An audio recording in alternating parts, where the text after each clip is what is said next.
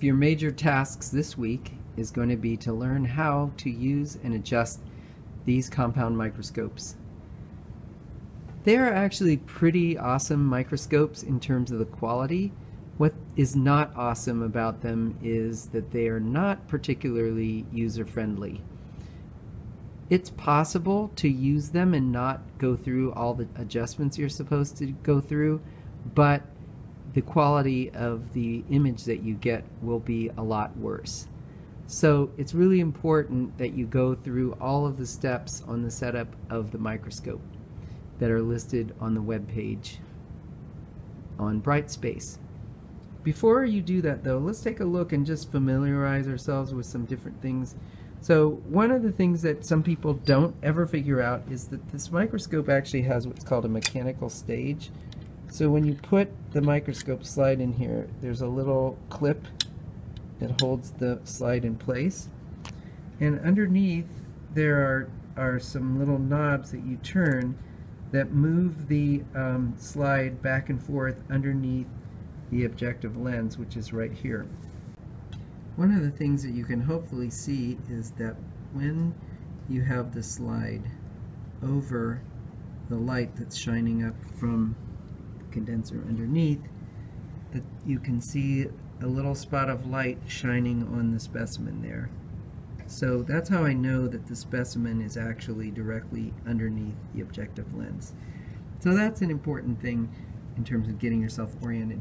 The other thing is that the objective lens is actually on a rotating turret like this, and if you don't have the lens clicked into position, then you won't be able to see anything.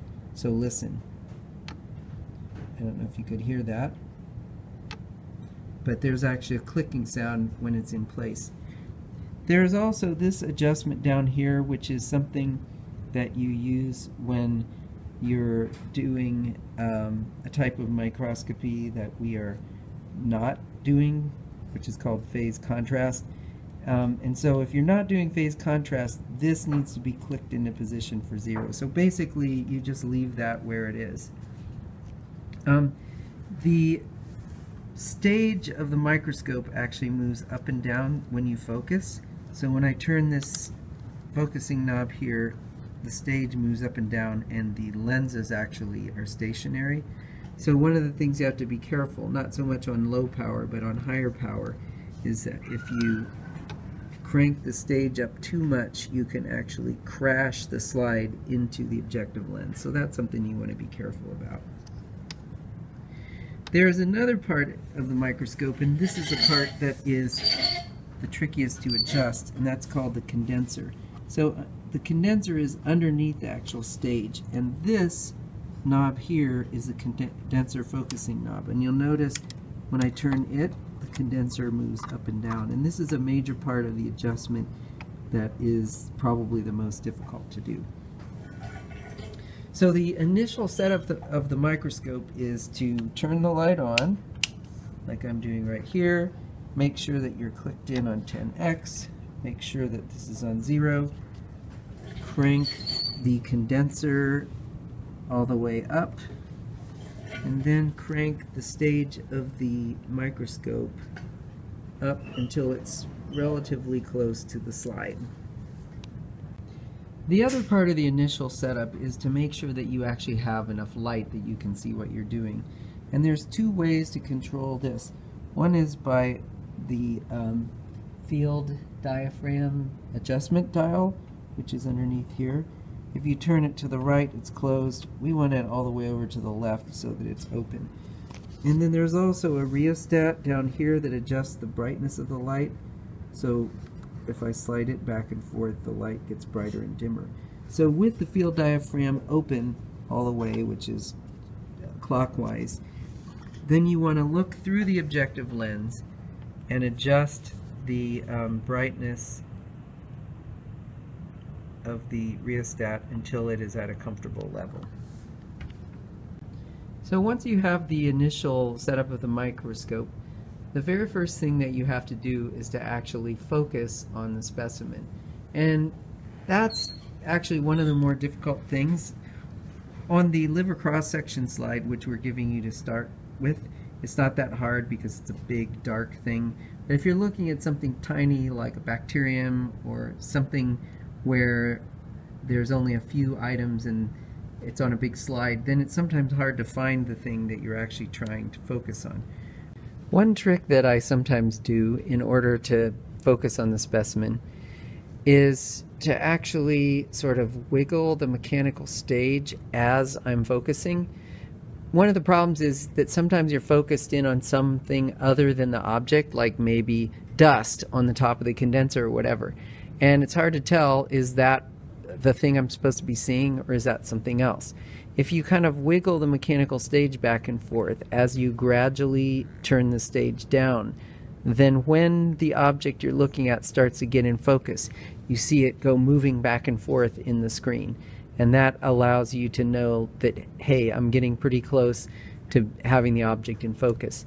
A lot of times the object is in focus when it's very near to the objective lens. So if you turn the focusing knob and it's way far, the stage is way far away from the objective lens, then you probably have gone way too far. It's better to just crank it all the way back up and then slowly move it down while wiggling the mechanical stage until you get it in focus.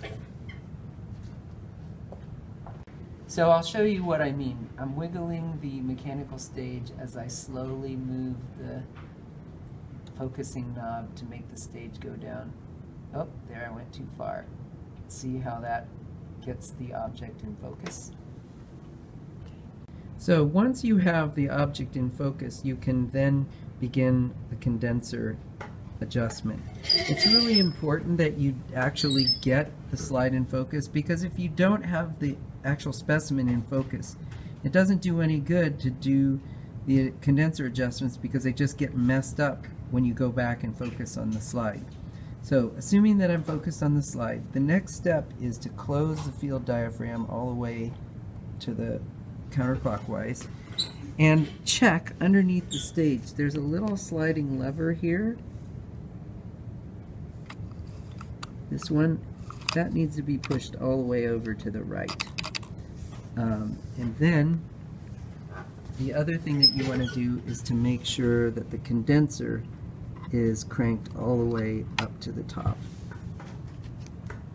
So if you've got the condenser set up right, it should look something like this. You notice in the middle you can see the specimen in focus, but around the edge it's all dark with sort of a blurry boundary in between the specimen and the darkness that's around the edge.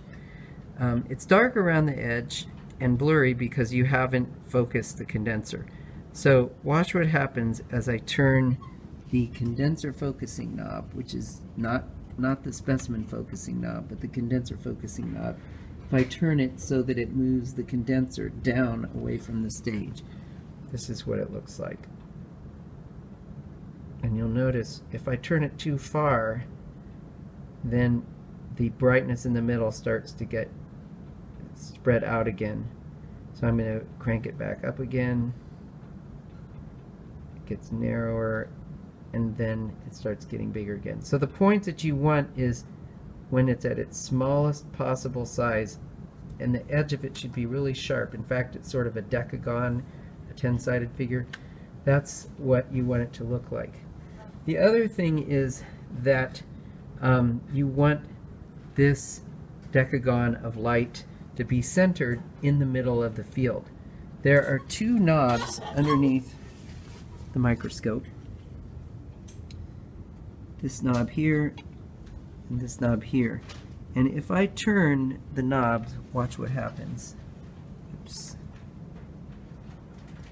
It causes the light, the decagon of light, to move around in the screen. So what you want to do is turn these two knobs here, this one and this one, until the spot of light is centered right in the middle of the field. Once you've done that, then you're done with the condenser adjustment. I've bumped this so many times it's not in focus. There it is. So at that point, you want to go ahead and open the field diaphragm until you can no longer see the darkness around the edge. that'll go like this. So that is basically the end of the condenser adjustment. One thing that you should keep in mind is that this adjustment of the condenser needs to be done each time you go to a different power on the microscope. So if, for instance, I want to switch from the lowest power to the next higher power, I can switch the turret like that. And I may have to do a little fine focus adjustment to get the specimen in focus. Once I've done that, though, I need to check again to make sure the condenser is adjusted. And to do that, it's quite simple. All you do is close the field diaphragm all the way counterclockwise, and then look through the eyepiece lens, and if that circle or decagon of light in the middle is not in focus and centered, then you should focus it using the condenser focusing knob and center it using these two little screws here. There are also two screws here in the back. Those, again, are used with phase contrast, so basically we don't mess with those.